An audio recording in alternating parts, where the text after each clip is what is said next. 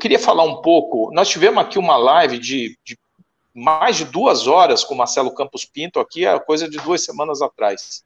Né? Craque. E aí falamos, craque. E a gente discutindo muito hoje, curiosamente, hoje ou ontem, alguma coisa assim, eu não sei exatamente que dia, o anúncio em si, mas o Barcelona lançou a TT dele, né? E o mercado inteiro está indo para isso, né?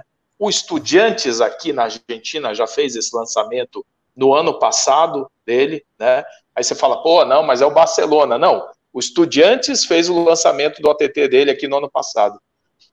A gente está num mundo, numa transformação brutal, né? Brutal, em que a Covid acelerou esse processo, né? E ao mesmo tempo, quer dizer, aqui nós temos 2 questões que eu queria jogar na mesa. A primeira os clubes e o conteúdo, né? E a propriedade do conteúdo, o que você vai vender, o que você vai manter e vender direto, o que você vai vender para um terceiro, quem é esse terceiro, como ficarão as negociações no mundo em que a gente foi acostumado por mais de uma década a negociar direto com um cara só, e basicamente só tinha ele na mesa. Nós estamos falando da Rede Globo, que era o único, basicamente, comprador desse produto, salvo ali exceções ali que apareceram outros players na mesa, mas ela sempre foi a compradora, né?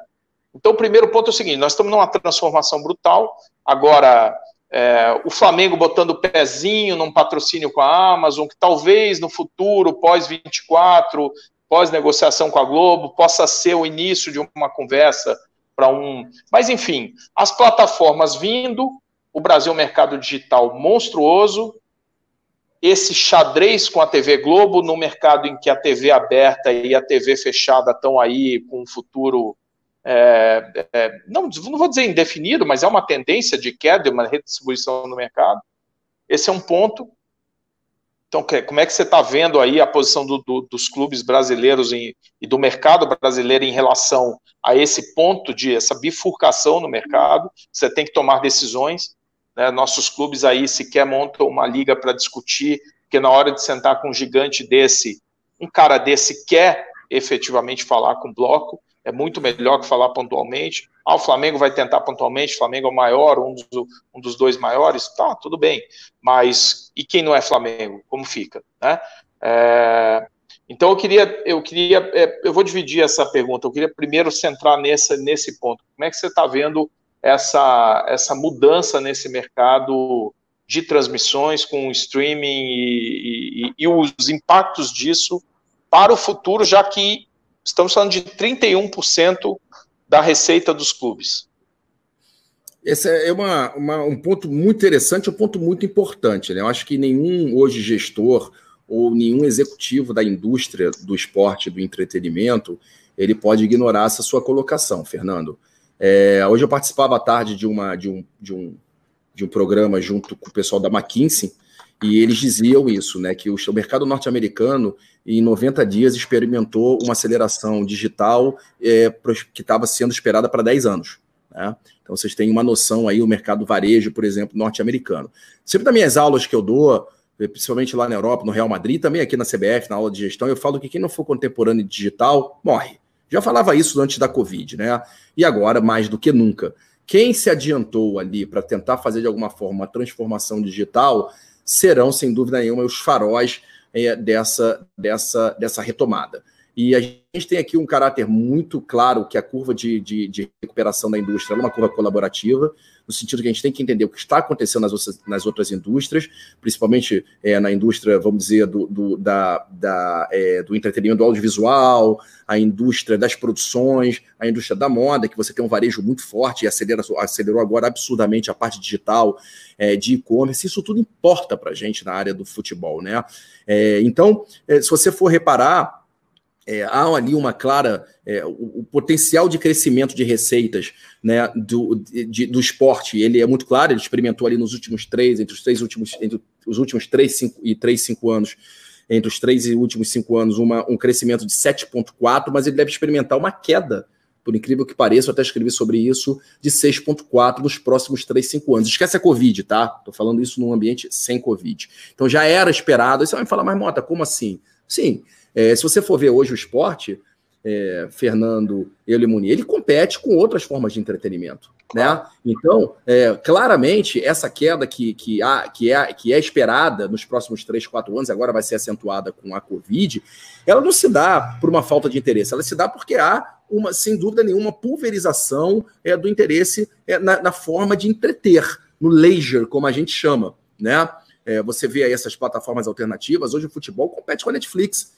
Hoje você vê a on-demand, hoje já ultrapassou a televisão paga tradicional, né? Uma televisão aberta há muito tempo, mas a televisão paga aí tradicionalmente nos nossos canais que nós temos. Isso foi ultrapassado agora no último mês. Óbvio, repito, assinado pela Covid, mas eu acho que não tem volta a isso, a morte do middleman, a morte do homem do meio, né? A negociação direta ali, direto ao consumidor, antigamente, como você bem disse, era uma oferecendo para milhões. Hoje são milhares oferecendo para o consumidor, ou seja, o consumidor tem uma gama de oportunidades do entretenimento. Mas o mais interessante daquela curva que eu falei do crescimento e da queda, né, na possibilidade de geração de receitas, é que esses números eles são experimentados principalmente de queda na Europa e nos Estados Unidos. Mas, em compensação, no Oriente Médio, América do Sul, África e Ásia, essa curva já passa a ser de crescimento, exatamente porque nós estamos ainda aqui, não desenvolvemos totalmente essa capacidade de exploração dessas formas alternativas, das OTTs, o que seja. Mas, obviamente, Fernando, você sabe disso muito bem, que isso tem que ter uma inteligência por trás, né? Não basta você criar ali, você tem que ter toda uma estratégia de branding, né? Toda uma estratégia de criação de conteúdo, porque senão você vai continuar contando ali o número de sócio-torcedor, né? Você vai achar que porque você tem 150 mil sócios-torcedores, que você é rico como é no jogo imobiliário. Não faz o menor sentido se você não tem um data intelligence. Até fazendo um paralelo, os nossos clientes hoje em dia, eles preferem muito mais, por exemplo, um micro-influenciador, né, os embaixadores, como agora é uma tendência, do que o macro-influenciador. Ele prefere muito mais comunicar com o meu grupo de WhatsApp Marcos Mota do que comunicar, por exemplo, com um macro-influenciador com milhões que você pulveriza e você não consegue ter uma identificação nichada. Esse que é o importante, né? Os nichos hoje em dia, as comunidades são muito importantes. Nesses números que eu falei, se você for ver, o esporte de maior número de crescimento de potencial, qual é? Esportes, seguido do futebol, basquete e os esportes urbanos, skate, BMX. Por quê? Porque eles têm muito forte esse senso de comunidade. Eu tenho 50 anos de idade e uso Vans até hoje. Porque eu fui skatista na década de 80 profissional, para quem não sabe. Então eu tenho uma comunicação com um certo público, com marcas, que não tem idade. Isso é fundamental nesse momento, a lealdade ao seu consumidor. E fazendo um paralelo, a lealdade do clube ao seu torcedor. E está faltando esse elo, essa comunicação. A comunicação, nesse momento, é a tônica. É o que deve dirigir qualquer estratégia de marketing de um clube. Obviamente, nós temos ali pautas emergenciais de preocupação de pagamento de salário, né? Mas, se você não pode fazer, terceirize. Não há solução, não há alternativa. É isso. Quem não fizer, morre. É isso, Euler. Exato. Mas é muito importante, é um ponto que a gente tem muitas dúvidas às vezes e não consegue ter essa visão e não entende como que os clubes não veem isso, né, Fernando? É incrível como a nossa comunicação falha, né? Se você ver, a Netflix tem 16 milhões de assinaturas em 45 dias.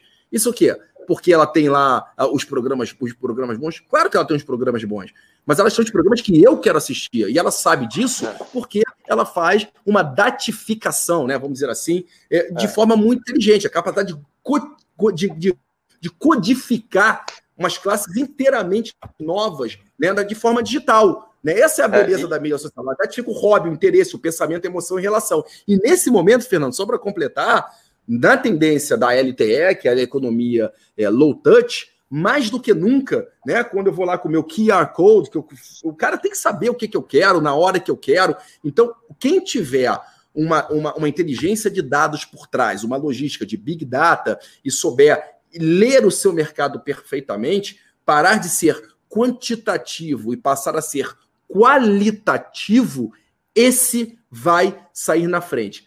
não só do seu mercado, mas também na hora que o mercado voltar a ter uma tração na relação com o patrocinador. Não se pode mais perder tempo, não tem gordura para queimar mais. Então eu tenho que ir direto aonde encontra. E o meu patrocinador quer saber, beleza, eu fecho contigo, mas quem é o teu consumidor? O que eu posso oferecer para ele para te pagar 400 milhões por 3 anos de contrato? Eu preciso saber o que eu preciso oferecer para ele. Não posso fazer mais como eu fazia, de anunciar numa revista, esperar 3 meses para saber o resultado, se aquilo ali teve engajamento ou teve conversão. Isso acabou.